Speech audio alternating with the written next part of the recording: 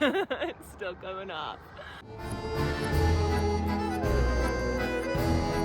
I'm currently in the process of trying to beef up / build my fantasy wardrobe while simultaneously using fabrics from my current stash. I have so many fabrics that I have been collecting for years and years and years with plans to make something from them, but then I never actually do. I hoard so much fabric, it's ridiculous. Mine. This is just the stuff I've collected recently. I have a problem and it's time to defeat that problem. And I think it's time to just start using it shamelessly and irresponsibly. So let's make a witch outfit, but like Renaissance-y. Renaissance-y?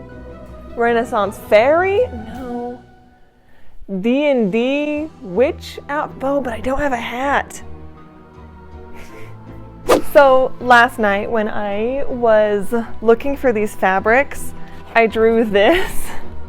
Maybe it's not my best work, but it'll work for today. This is what I've chosen so far. I'm going to make 2 separate things out of these fabrics, but I don't know if the end result is going to be these 2 put together, because what I want to do is make like a chemise dress out of this. I have no idea where I got this from. It's like some sort of polyester nightmare, but there's a lot of it, so I feel like that'll be good for the underdress. And then this is some stuff that I got recently.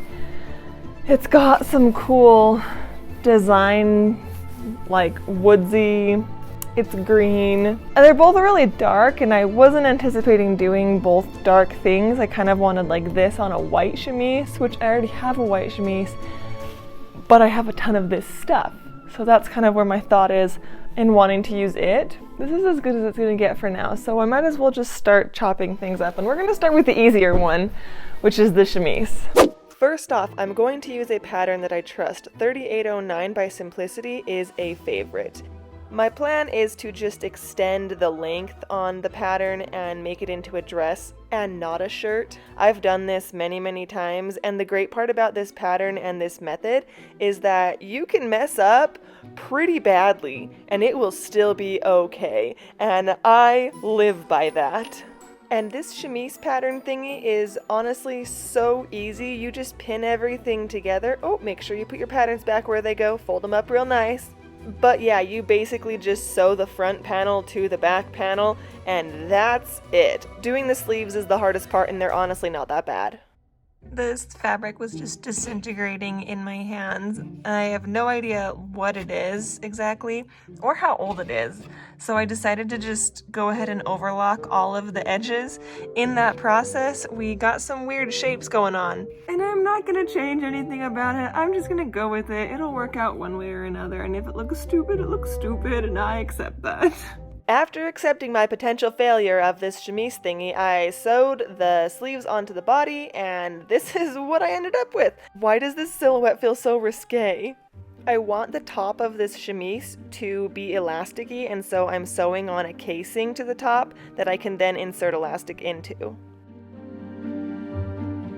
I have to find some elastic to put in the top part of the dress, and I'm worried because I'm pretty sure last time I just cut elastic out of a pre-existing dress. So I'm gonna try to find some, and hopefully I have some, because I don't want to just use a piece of ribbon again. It doesn't work.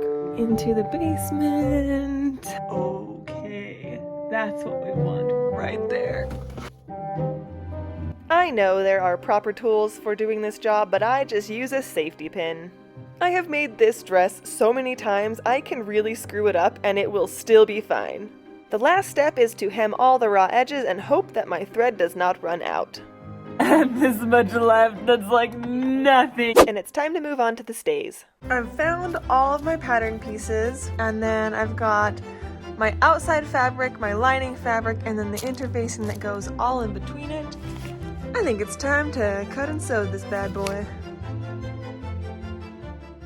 I have made this pattern a couple of times and I know that it's successful, but you have to be so careful, so on point, and so patient in cutting it out and marking the boning channels and all of those little extra things that you have to do, because this is a tiny beast. Making stays is the kind of project that if you're going to do it right, you will start knowing that it's going to take you a while. This is not a quick little 2-hour project. This one took me almost 2 days to get right, and I still made mistakes, the smiley face.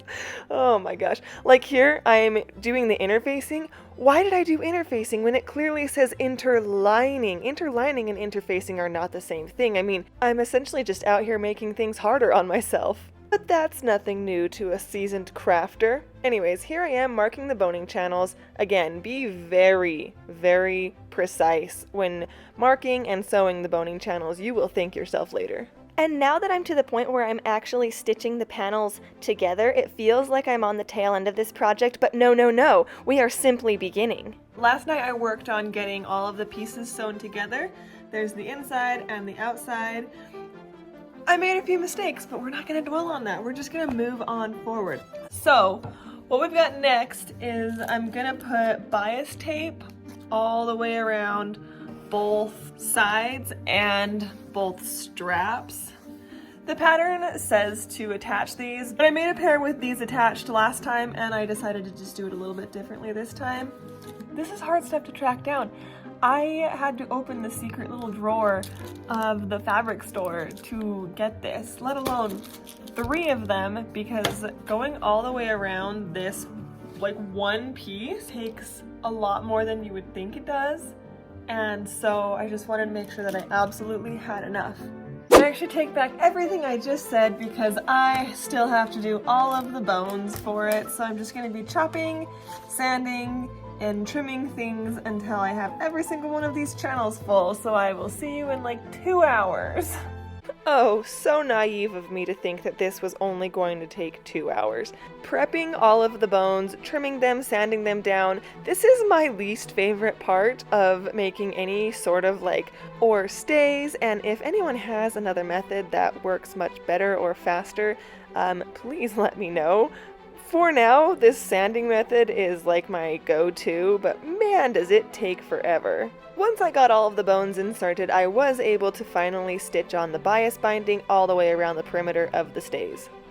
And this is another task that you really need to just be patient when doing. This is as far as I'm getting today. I am officially out of my little zip ties, and I cannot finish the other side, but this side is almost done. I just need to punch the little grommet holes and finish the entire other part of it. Yeah, this doesn't look half bad. I think the black was the right choice, and obviously the sharks on the inside were the way to go as well. I am on a very important diplomatic mission to find more zip ties. This is fine. But you know what, while I'm here, I'll grab another. Is anyone else getting a sense of deja vu? Like new day, same task? Finally, we're moving on. Punched all of the holes for the grommets, and you know what? A lot of people don't like that I use this method, and to that I say, mind your own. If you want to make a corset, you want to make stays, you want to make them the way you're going to make them, go right ahead, because that's exactly what I'm going to do. And part of my method just involves making things up. Like this part, for example. Last time I made this pattern, I had some wide gaping in between the 2 panels on the front and back side, so this time around I've decided to fill that with additional fabric. I've structured them with bones, and I've sewn bias binding around the perimeters.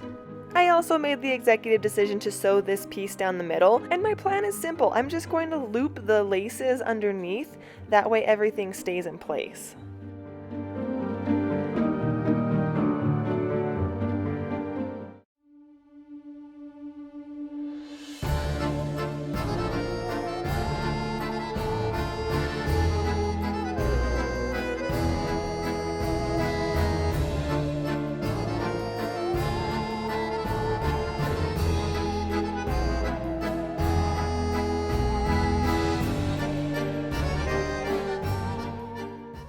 I think it looks really good. I'm really happy with how it turned out. This is the most structurally stable thing I have made in a long time. This is not going anywhere. This part, on the other hand, Like, why did I not think about the fact that it is completely sheer and see-through?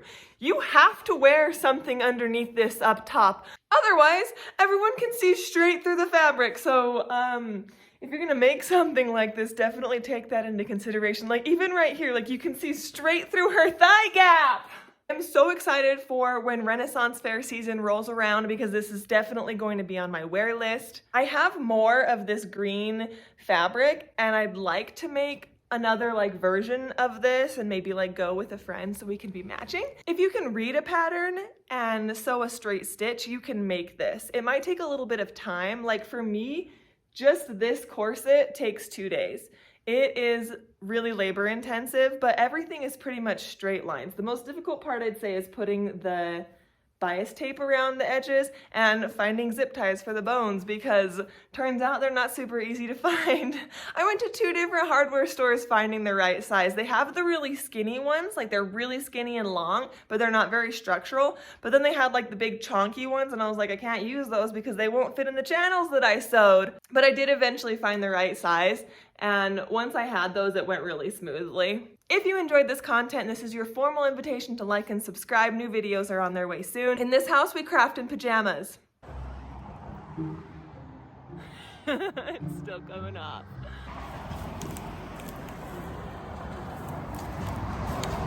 A lot of sticks on the ground over here.